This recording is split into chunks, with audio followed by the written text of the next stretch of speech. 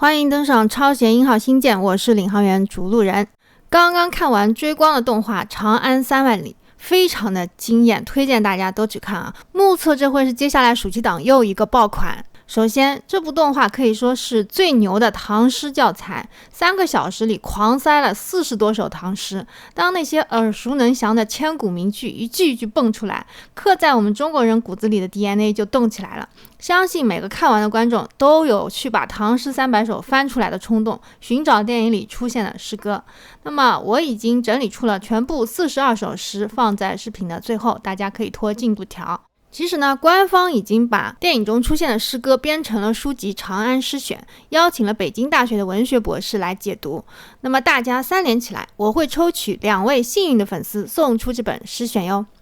电影中最高潮的片段是李白的《将进酒》，我看到这里是真的全身鸡皮疙瘩都起来了，热泪盈眶。其实以前很难想象有什么样的画面能配得起李白的这首诗，但是《长安三万里》做到了。这一段看得出主创在使出吃奶的力气，穷尽了技术和想象力，给大家极致的视听享受。那么我上一次看动画那么激动，要追溯到10年前《冰雪奇缘》里的 Let It Go 了。其实追光动画以前的作品啊，比如说白蛇缘起、哪吒重生，它里面也有很多非常让我惊艳的炫技的场面。单纯技术来讲，感觉不输迪士尼啊。但是长安三万里才是真的把技术和作品的精神内核达到了一种完美的共振，让我们真切的感觉到诗在，长安就在。那么这部动画给我们展现了中国文学史上最华丽的朋友圈，李白、高适是双男主，由他俩的人生带出了一整个盛唐的全明星阵容，王维啊、杜甫啊、王昌龄啊、贺知章，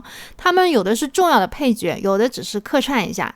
那么在电影里看到这一个一个名垂青史的人物出现的时候，你就会不断的有一种我操是他这种感觉。除了盛唐，还有什么样的时代能同时孕育这么多的文豪啊？就像电影里的少年杜甫凡尔赛的吐槽，这个时代谁不会写诗啊？我觉得最难得的是电影在安史之乱的大背景下，讲述高适和李白2个人的人生，这么大的信息量，要符合史实的同时还要有所原创，还要把杜甫啊、哥舒翰啊、郭子仪等等历史人物群像都刻画得好，而且还要塞进这么多的诗句进去，没有显得非常刻意，这真的非常的不容易。除了将进酒和黄鹤楼以外，还有2个比较让我印象深刻的地方。一个是高适的《燕歌行》，在电影里看到高适边塞从军的经历以后，再读他的这首诗，就会对战士军前半死生，美人帐下游歌舞有更真切的体会。高适真的不算是一个天资聪颖的人，甚至有点学渣的味道。43岁写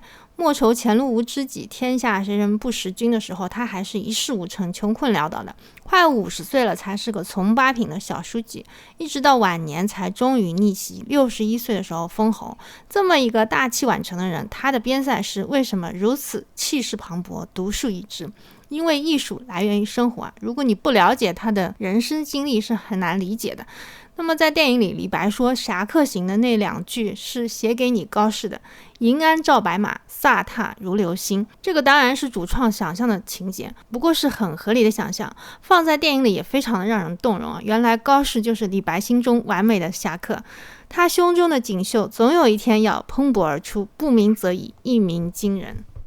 那么这个电影不是传统商业片的叙事结构，它是多段式的，而且是双线并进的。老年的高适抗击吐蕃入侵，以及他回忆自己和李白的一生，这2条线最后交汇在一场高潮的大战中。最后半个小时剧情的反转和快速的推进，让人非常的血脉膨胀。那么可能前面3个小时的时长会让部分观众觉得太长了，但它确实是追光动画10年积淀下来的一次厚积薄发，非常有野心，也有情怀，同时还有风险。看完电影，我们真的能感受到大鹏一日同风起，扶摇直上9万里的壮阔。什么是盛世大唐？什么是诗900篇？一幅活生生的大唐画卷就展现在我们的面前。那么最后给大家看看电影中出现的42首诗歌，其中有一首是《诗经》的，其余全是唐诗。